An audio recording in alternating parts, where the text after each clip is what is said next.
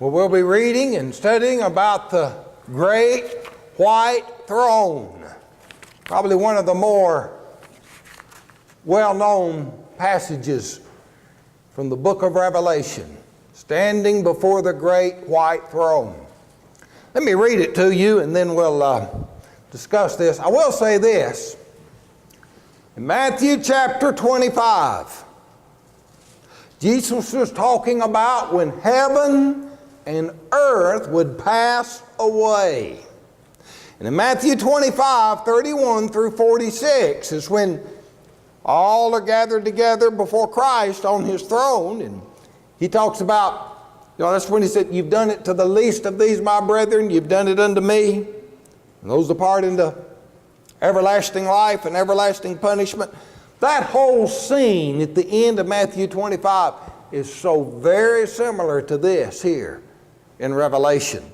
And it wasn't long ago I preached on that, and I kind of used Revelation here to back it up, so I'm going to turn it around now.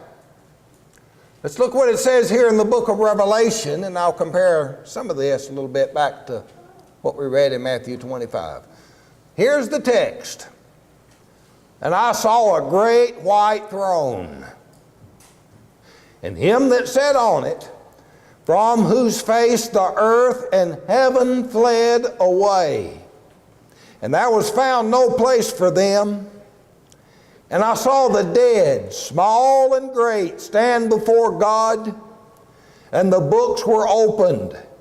And another book was opened, which is the book of life.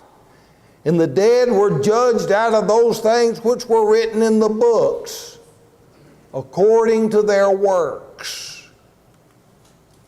And the sea gave up the dead which were in it, and death and hell delivered up the dead which were in them, and they were judged every man according to their works. And death and hell were cast into the lake of fire. This is the second death. And whosoever was not found written in the book of life was cast into the lake of fire." Well, it's obvious what we're reading here.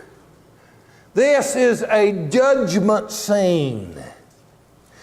The book of Revelation is filled with these graphic scenes, isn't it? It's like a picture book that is given to us in words. And we read these words, and which of us, upon reading those words, cannot just see that picture in this scene of a judgment? And that's the purpose for which it's in Revelation. Now, let's go back and look at this in its context. And we've been talking about Revelation over and over. How many times have we talked about these things in the book of Revelation are things which must shortly come to pass?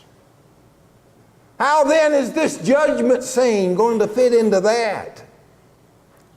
Well, I want you to remember too, when you're reading the apocalyptic language of Revelation, what are we reading? Well, he's explaining what's going to happen in exaggerated terms. Now, to get real technical, if you want to get real technical, what he's talking about here is it's an assurance to those members of the church in those 7 churches of Asia that those who have been persecuting them are going to be judged. And so in that sense, it fits within that category of things which must shortly come to pass.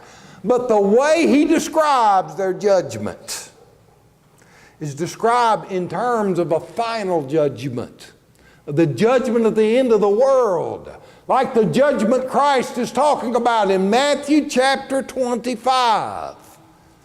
And so when we read it, while it's got immediate application to their situation there, the language is about something much bigger. Now, there's going to be a judgment. There's a judgment to come where we'll be held accountable. And that is something that runs through the Bible. There's going to be a judgment day. Back in the book of Psalms, chapter 1 and verse 5, the ungodly shall not stand in the judgment, nor sinners in the congregation of the righteous. There's going to be a judgment.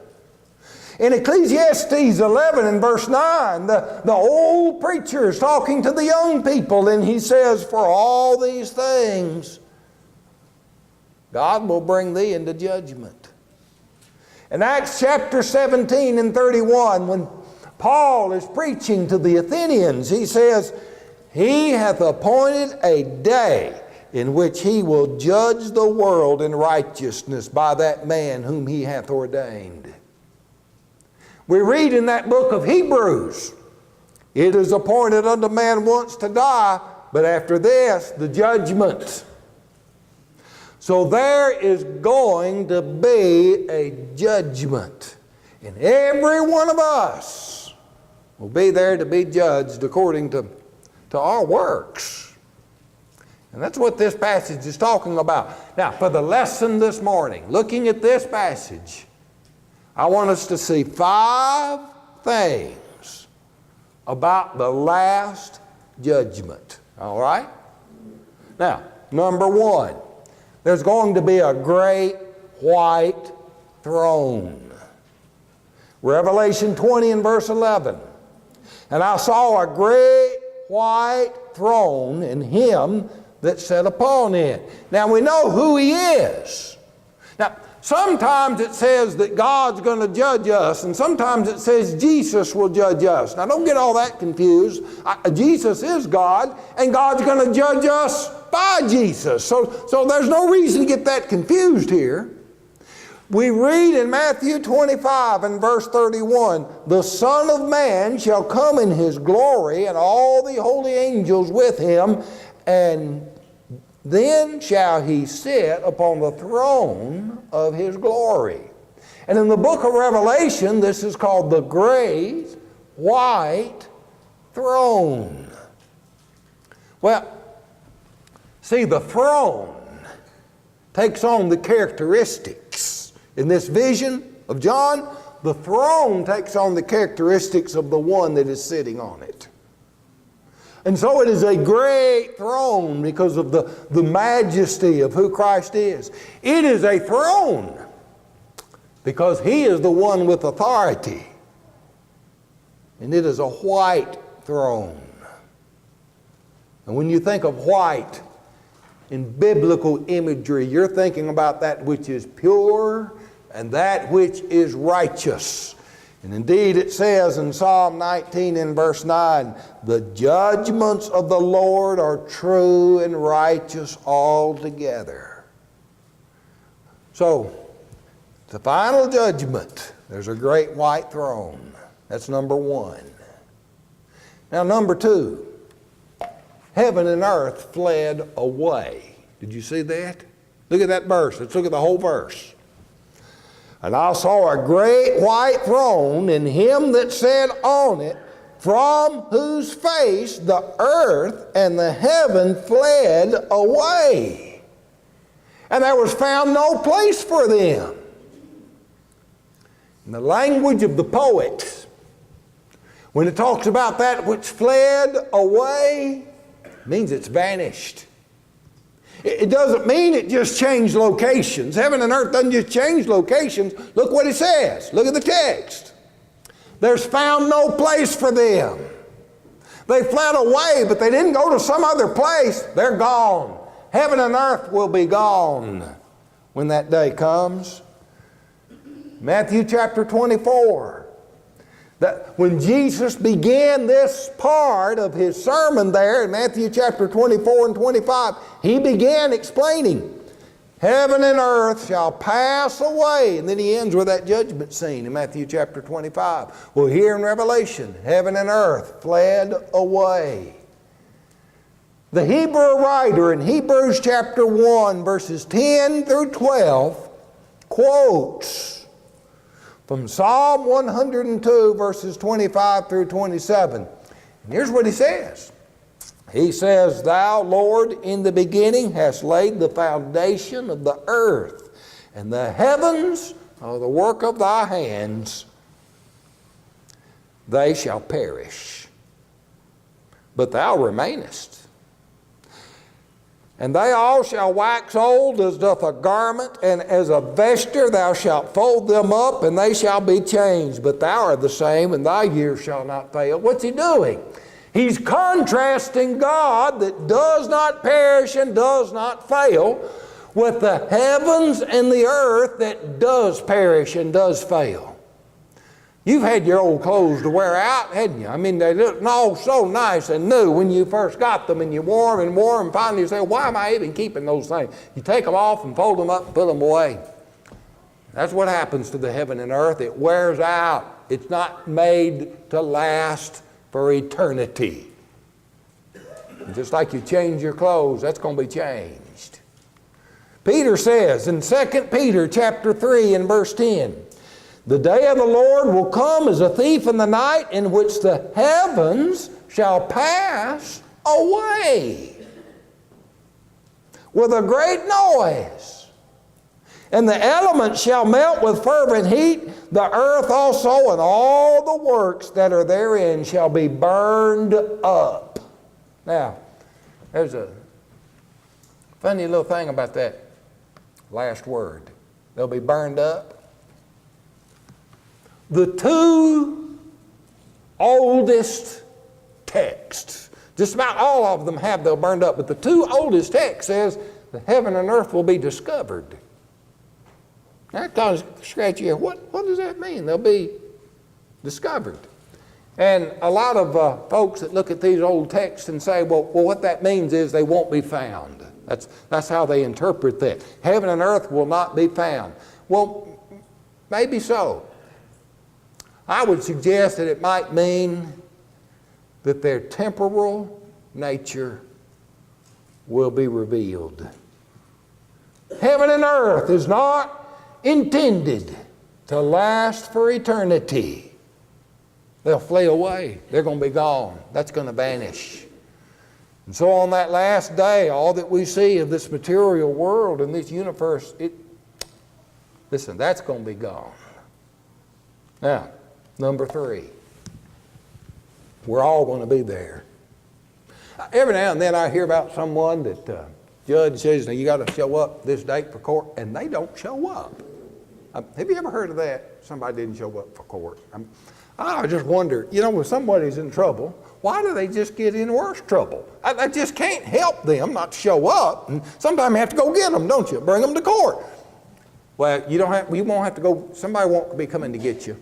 You're going to be there. You have no choice.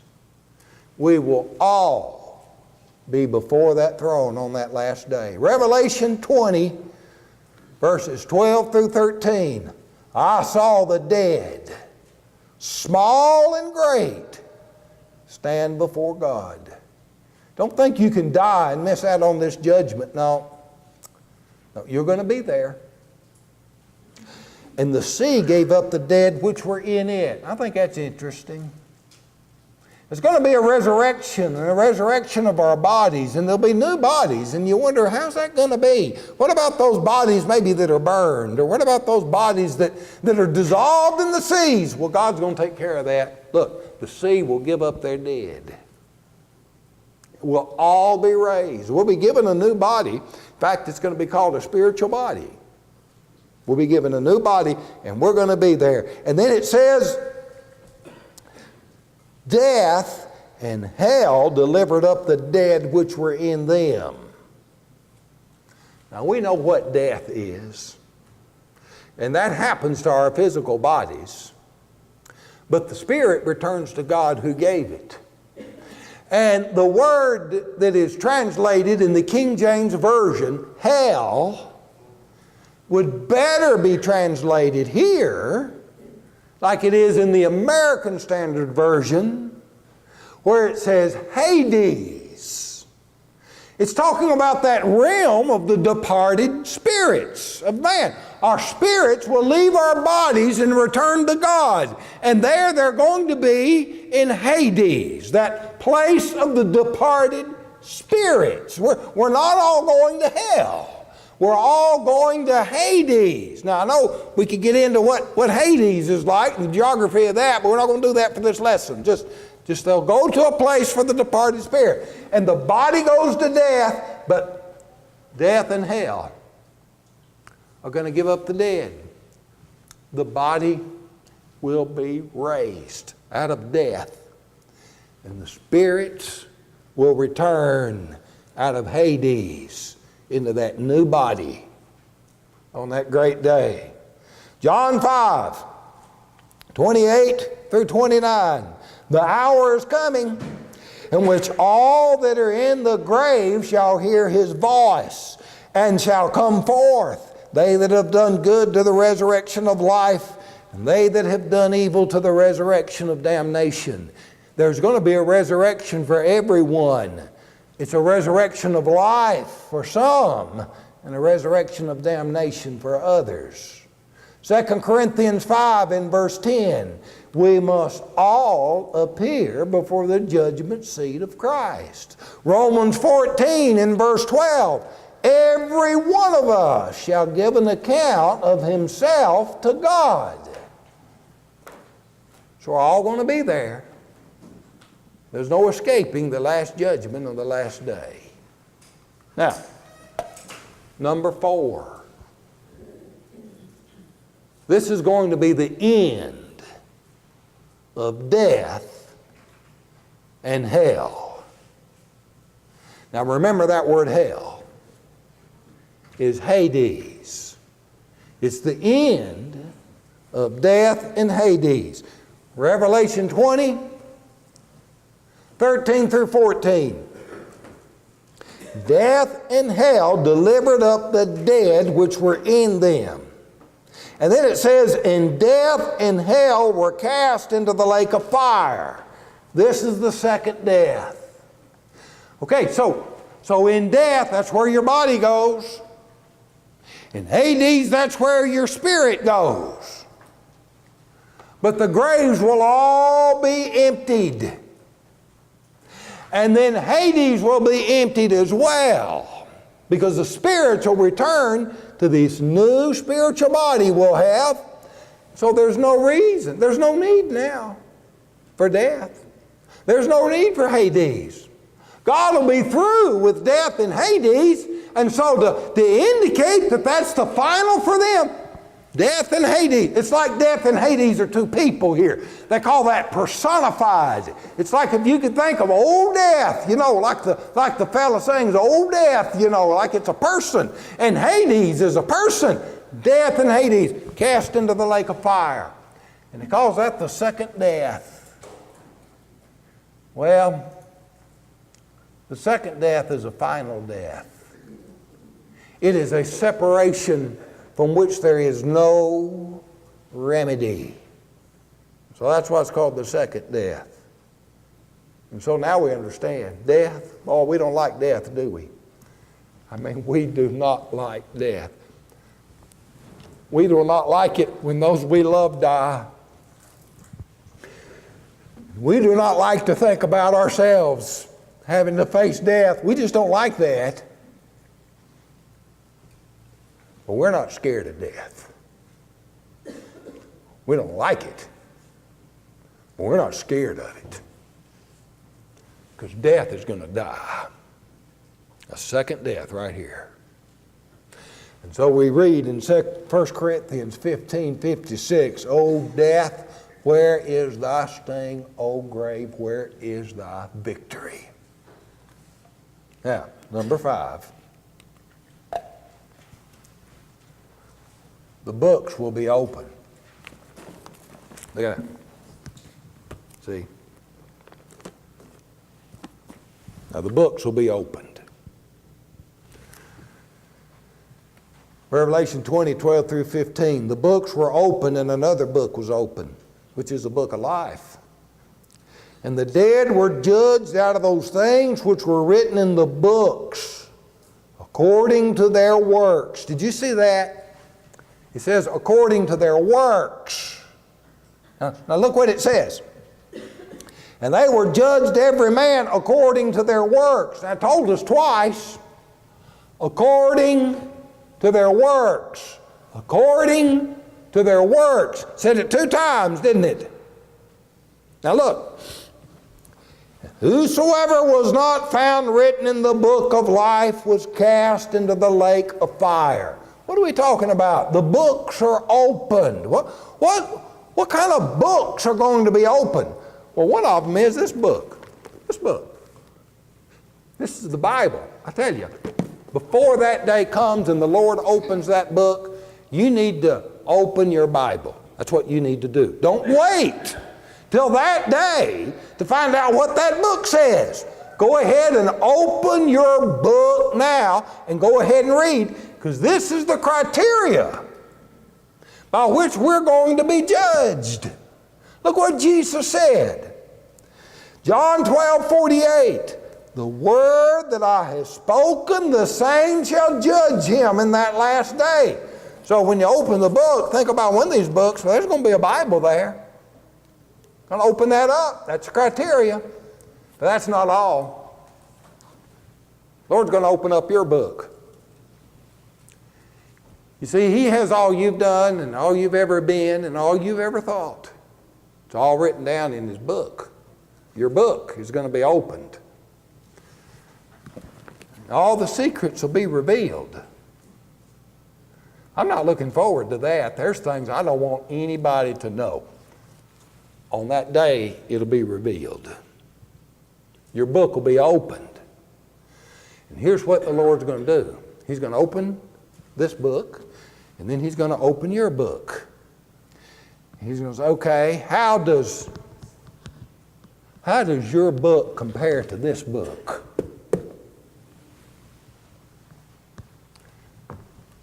And none of us are going to pass.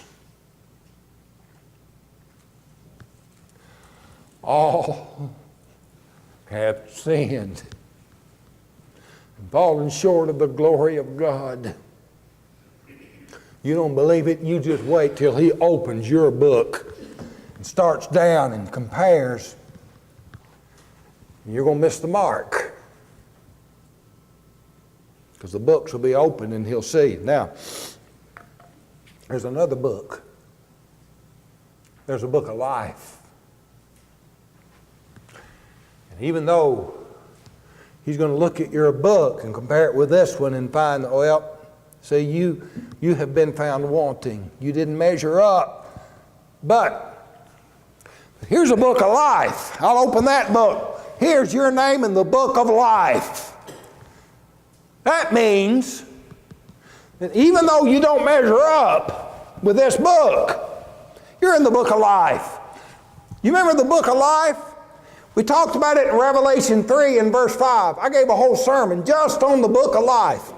He that overcometh, the same shall be clothed in white raiment, and I will not blot his name out of the book of life. I'll confess his name before my Father and before His angels. God's going to open this book. Here's your standard. He's going to open your book. Well, you don't make that book. He's going to open the book of life. Call out your name. Jesus is going to say, I know him. I'll stand for him. His name's in the book of life. I'm here for her. And then you won't have to suffer that punishment because of your sin. Because He'll confess your name before the Father with you. You confess His name, and He'll confess your name. One of the great, beautiful, beautiful promises and assurances we have in the Scriptures is 2 Timothy 2:19. The foundation of God standeth sure. The Lord knoweth them that are His. And He's got your name in His book, if you're one of His. Now, Revelation 20:14 through 15. What if He doesn't find your name in the book of life? Then what? What if He goes down and He skips your name? Then what? Well, this is the second death. And whosoever was not found written in the book of life is cast into the lake of fire.